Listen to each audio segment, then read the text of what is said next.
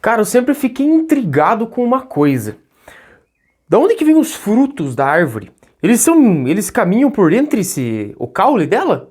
Você poderia me ajudar? Opa, posso sim. Cara, na verdade o que acontece é que a flor se transforma no fruto. O ovário se hipertrofia e forma o fruto. Ei, se você quer saber mais sobre isso, eu me chamo Ruben, sou professor de biologia do canal Biologia do Bem e tem timo. Bora estudar comigo? E então, vamos para a aula 7 aqui do módulo de botânica no canal Biologia do Bem. Trata-se da aula 2 de angiospermas, por isso, se você não assistiu a aula 1, eu recomendo que você volte. É um complemento da aula 1, beleza? Aula 2, angiospermas. Beleza? Vamos seguindo. O lance é assim.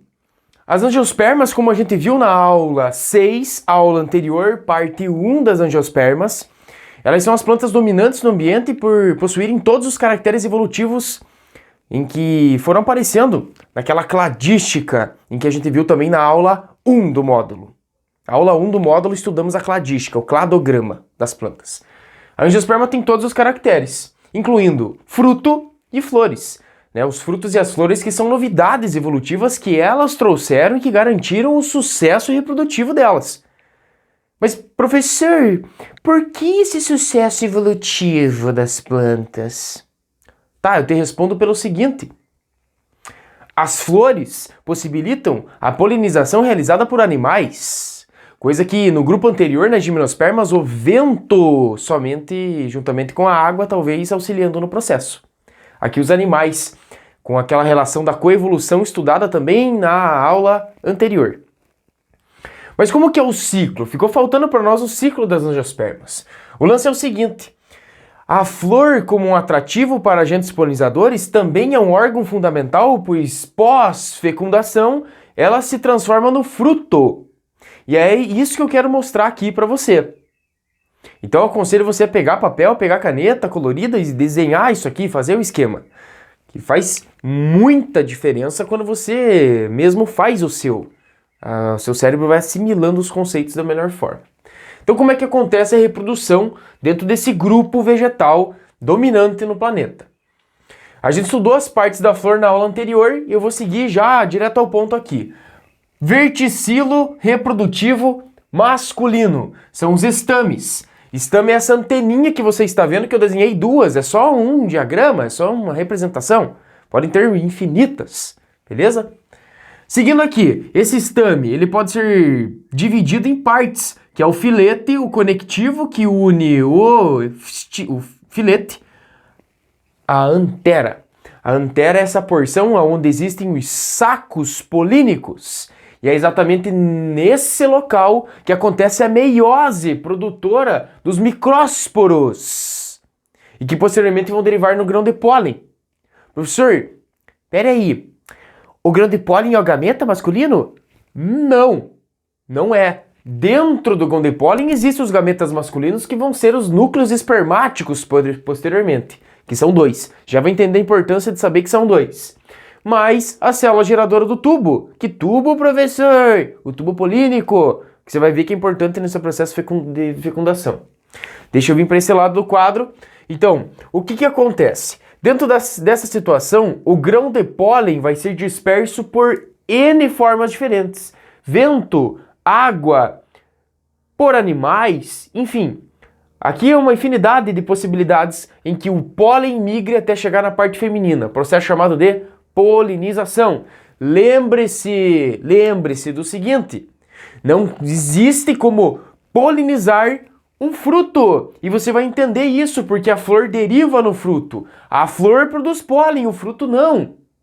A flor e o fruto acabam sendo a mesma estrutura, mas pós-fecundação.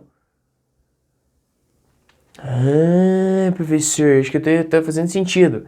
Vamos ver a parte feminina agora. Na parte feminina, que é essa garrafinha que eu estou colocando aqui, que é chamada de pistilo ou carpelo, ela tem o estigma, que é a porta de entrada, o estilete e o ovário. Eu deixei em evidência o ovário aqui porque ele é fundamental no estudo do fruto.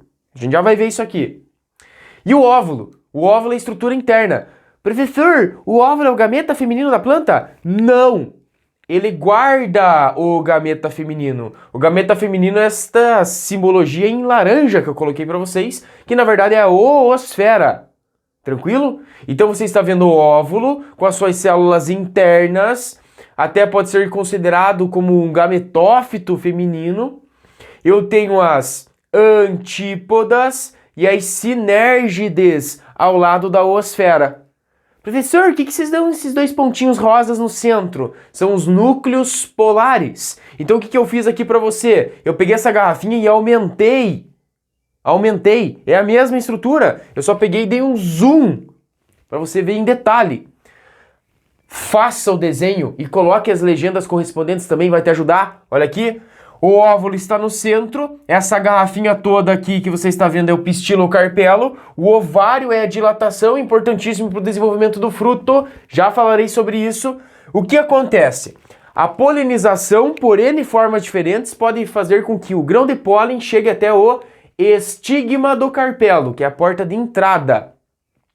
Nesse momento ocorre uma comunicação química do constituinte do grão de pólen com a porta de entrada do óvulo, que é chamada de micrópila. Veja que a micrópila é meio contramão para que o gameta masculino chegue até ele. Quem garante que esse encontro aconteça é o tubo de pólen, é o tubo polínico. Sim, essas plantas são sifonógamas. Se você não sabe o que é sifonógama, a aula 2 do módulo de botânica te conta do que se trata. Conceitos fundamentais da botânica. Interessantíssima aula, é chata, concordo, porque é só conceitual, mas ela é importantíssima para a tua prova, hein? Tanto prova da escola, quanto vestibular, quanto o concurso público que você esteja se preparando. Convido vocês a verificarem a aula 2. Posso deixar no card aqui. Ó, o lance é o seguinte. Esse tubo de pólen, essa comunicação faz com que o constituinte interno do grão de pólen encontre a parte feminina. Note que é uma evolução importantíssima para as plantas. E daí o que rola? Esses núcleos espermáticos, que são dois, são liberados. O primeiro núcleo espermático, ambos são N, são haploide. O primeiro núcleo espermático vai se unir com a oosfera, que também é N, é o gameta feminino. A oosfera, que está dentro do óvulo, mais o primeiro núcleo espermático, gera o embrião. N mais N formou uma estrutura diploide, 2N. E isso está começando a caracterizar um fenômeno importantíssimo citado pelos botânicos e aparece direto nas provas, que é a dupla fecundação, exclusividade das angiospermas. Por que dupla, professor? Por que dupla? A primeira já aconteceu, mas ainda tem um segundo núcleo espermático chegando. O segundo núcleo espermático não pode se ligar à oosfera, porque ela já foi fecundada. Ela vai se ligar com quem? Com os núcleos polares do centro. Cada núcleo polar tem N. Se são dois núcleos polares, N, haploide, mais o núcleo espermático, segundo que chegou, mais N. N mais N mais N formou uma estrutura triploide, que é o endosperma da semente. Professor, o que é endosperma? É a reserva nutritiva para o início do desenvolvimento do embrião dentro da semente.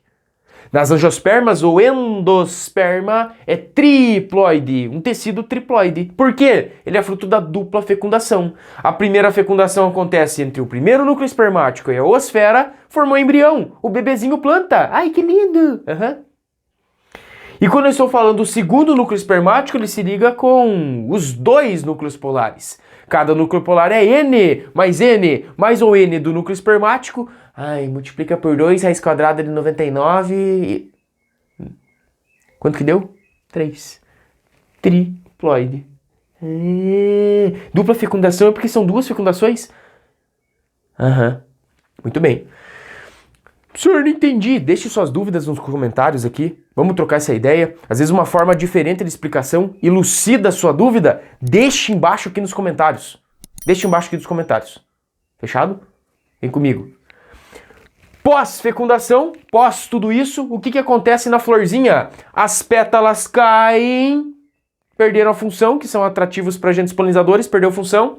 O estame já produziu grande pólen, perdeu função, caiu. As sépalas também perderam função, caíram. Eu deixei de propósito elas destacadas e mais atrofiadinhas para você ver que ela cai e seca. Não tem função no fruto.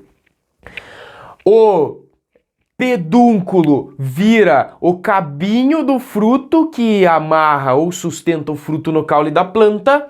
O ovário, presta atenção, o ovário, que é essa estrutura dilatada, eu falei que era importante, estou dizendo por quê. Ela vira o fruto, ela começa a absorver substâncias nutritivas pelo pedúnculo, fruto da fotossíntese da planta nas folhas principalmente, engorda, hipertrofia, e vai virando a parte central do fruto.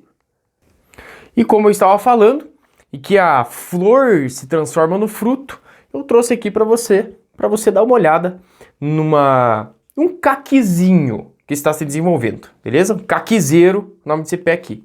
Note que você tem as estruturas florais ainda evidentes. O pedúnculo está aqui embaixo, eu tenho sépalas, as pétalas já caíram, essa estrutura vai acabar auxiliando no desenvolvimento do fruto, ela fica como um ornamento do fruto. Beleza? Essa estrutura que você está vendo, o ovário hipertrofiando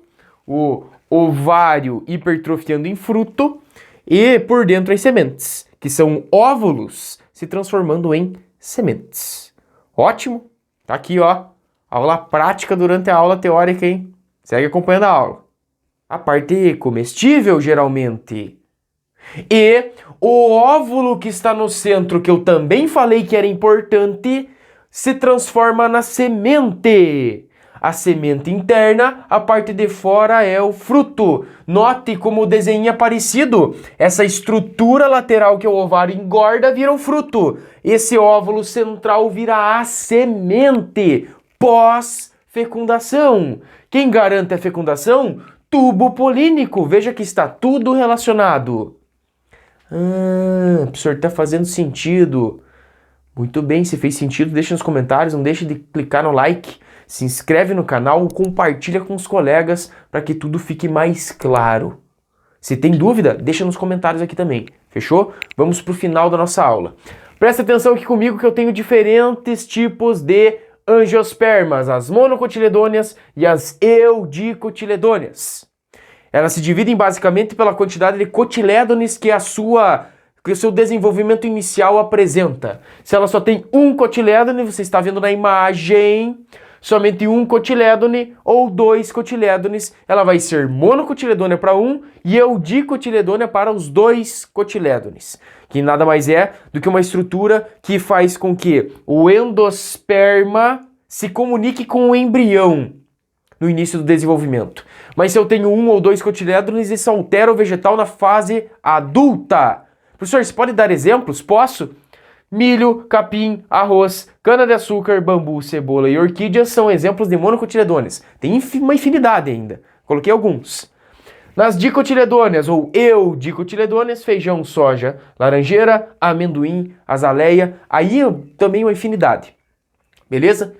Professor, você falou que as adultas, né, na fase adulta, um cotilédone ou dois, muda o corpinho, muda, preste atenção. Na raiz, nas monocotiledôneas, elas são fasciculadas ou em cabeleira, olha a imagem, é uns cabelinho, tipo grama. Quando o jogador de futebol dá um carrinho na bola que as travas da chuteira arrancam, você vê que os cabelinhos que aparecem por baixo, na verdade, são as raízes fasciculadas ou em cabeleira das monocotiledôneas. No caso das eudicotiledôneas, ela tem um eixo principal de raiz, da onde partem as secundárias. Eu tenho ela como pivotante ou axial. A maioria delas são assim, que é aquela que você arranca, tipo mandioca, macaxeira ou aipim, dependendo da região do Brasil que você está assistindo. A cenoura, você arranca a cenoura, ela é um talo central, uma raiz central, que é o que a gente come geralmente, e as raízes secundárias você limpa, você tira fora. Ela é uma raiz pivotante ou axial. Vem com o menininho, olha que lindo. No caule é tipo rizoma ou colmo, olha as imagens. O rizoma é daquele jeito mais subterrâneo. O colmo é tipo cana-de-açúcar ou bambu. No caso das eudicotiledôneas, caules lenhosos, geralmente. Lignificados, certo? Madeira, de fato. Folhas paralelinérvias. O que é isso, professor? Você sabe que tem as nervuras nas folhas. Se ela tiver as nervuras paralelas umas às outras, como você está vendo na imagem, é monocotiledônea. Tipo, jeitão de mato é monocotiledônea. Agora olha aqui as peninérvias, aquelas nervuras que elas se ramificam, ou nervuras ramificadas, que é a folha clichê. Se eu pedir agora para você desenhar uma folha aí no teu caderno, provavelmente você vai fazer aquele clichêzinho de folha. Você tá vendo na imagem, hein? Então vale a pena você pensar e saber que ela é uma eudicotiledônea. E as flores, tem diferença? Tem também. Se elas são trímeras, monocotiledôneas. Se elas são pentâmeras, geralmente eu tenho uma eudicotiledônea. O que é uma flor trímera, professor? Ela tem 3 pétalas ou múltiplos de 3. Tabuada do 3. Contou, tem tabuada do 3 o número de pétalas? Trímeras. Se eu tenho 5 ou tabuada do 5, eu tenho pentâmeras eudicotiledôneas. Algumas vezes pode aparecer 2 ou 4 pétalas. Às vezes. Mas geralmente pentâmeras. Ufa! Fechado? Ótima parte 2 de angiosperma. Se você não viu a aula 1, volte e assista. Dou por encerrada essa aula, deixe suas dúvidas aqui no comentário e convido você a se inscrever no canal e compartilhar no WhatsApp, no Instagram. Tá assistindo a minha aula? Me marca aqui, ó, me marca no Instagram, beleza? Vamos trocar essa ideia? Vamos trocar? Falou? Um abraço e até a próxima, hein? Tchau, tchau.